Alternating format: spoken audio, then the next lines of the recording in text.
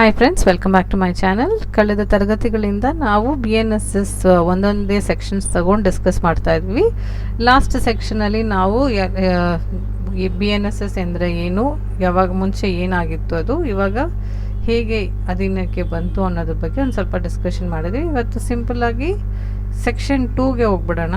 Section 2ನಲ್ಲಿ ಅನೇಕ ಸಬ್ಸೆಕ್ಷನ್ಸ್ಗಳಿದ್ದಾವೆ. ಅದರಲ್ಲಿ ನಾವು ನೋಡ್ತಾ ಇರೋದು ಸೆಕ್ಷನ್ 2 1ರಲ್ಲಿ. ಅದರಲ್ಲಿ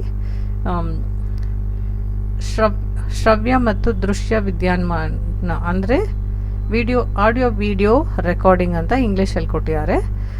ವಿಡಿಯೋ ಸಂವಾದನ ನಡೆಸುವುದು, ಯಾವುದೇ ಸಂಪರ್ಕ ಸಾಧನಗಳನ್ನು ಬಳಸುವುದು, ಸಾಕ್ಷ್ಯಗಳನ್ನು ಗುರುತಿಸುವ ಅಥವಾ ಶೋಧಿಸುವ, ಯಾವುದೇ ಒಂದು ಎವಿಡೆನ್ಸ್ ಕಲೆಕ್ಷನ್ಸ್ಗಾಗಿ ಅಥವಾ ಇನ್ವೆಸ್ಟಿಗೇಷನ್ಸ್ಗಾಗಿ ಮತ್ತು ಯಾವುದೋ ಒಂದು ಇನ್ವೆಸ್ಟಿಗೇಷನ್ನ ವಶಕ್ಕೆ ತೆಗೆದುಕೊಳ್ಳುವ ಪರವಾಗಿ ಇದನ್ನು ನ್ಯೂ ಟೆಕ್ನಾಲಜಿನ ಯೂಸ್ ಮಾಡಿಕೊಂಡು ಆಡಿಯೋ ವಿಡಿಯೋನ ರೆಕಾರ್ಡಿಂಗ್ಸ್ ಮಾಡ್ಬೋದು ಅಂತ ಇತರೆ ಉದ್ದೇಶಗಳಿಗಾಗಿ ರಾಜ್ಯ ಸರ್ಕಾರವು ನಿಯಮಗಳ ಮೂಲಕ ಉಪಬಂಧಿಸಬಹುದಾದಂಥ ಇತರೆ ಸಾಧನಗಳ ಮೂಲಕ ಯಾವುದೇ ಸಂವಹನ ಸಾಧಕ ಬಳಕೆ ಮಾಡುವುದನ್ನು ಒಳಗೊಂಡಿದೆ.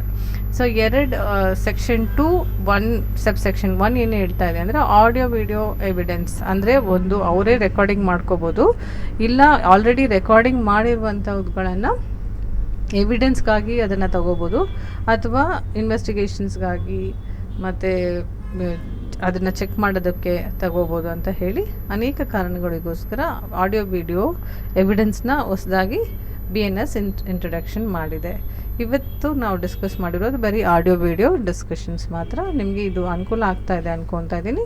ನಿಮಗೆ ಇದೆಲ್ಲ ಪ್ರಯೋಜನ ಆಗ್ತಿದ್ರೆ ದಯವಿಟ್ಟು ಕಮೆಂಟ್ ಸೆಕ್ಷನಲ್ಲಿ ತಿಳಿಸಿ ನಿಮ್ಗೆ ಎಷ್ಟು ಇದು ಉಪಯೋಗ ಆಗ್ತಾ ಇದೆ. ಈ ವಿಡಿಯೋಸ್ನ ನಾವು ಕಂಟಿನ್ಯೂ ಮಾಡಬೇಕಾ ಬೇಡವಾ ಅನ್ನೋದನ್ನು ನೀವು ನಮ್ಗೆ ತಿಳಿಸ್ಕೊಟ್ರೆ ನಾವು ಇದನ್ನು ಕಂಟಿನ್ಯೂ ಮಾಡೋದಾ ಇಲ್ಲ ಇಂಗ್ಲೀಷಲ್ಲಿ ಮಾತ್ರ ಮಾಡಬೇಕಾ ಅಂತ ಹೇಳಿ ನಾವು ಡಿಸೈಡ್ ಮಾಡ್ತೀವಿ. Thank you and have a great day. Bye.